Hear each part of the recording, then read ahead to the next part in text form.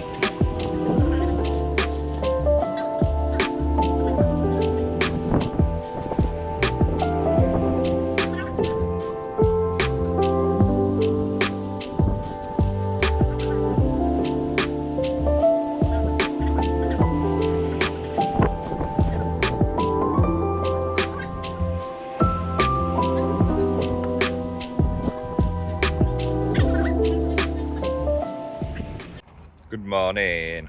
As you've seen, we are putting the fence up today. We all love a bit of fencing. So,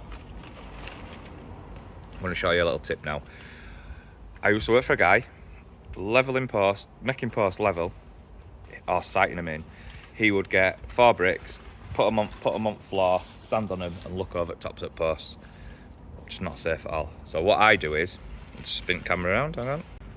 This line here, that's a bit lower, but every post, mark 400, 400, 400. And then it's 400 lower. It's classed as the top of the post, innit? So then, that side, far side, see it level. Orange level down there. Put it 400 with 2 screws in, make sure it's level, and then just sight them all in. You've got this one, the next one, next one, next one, next one, all the way down. And that's your level.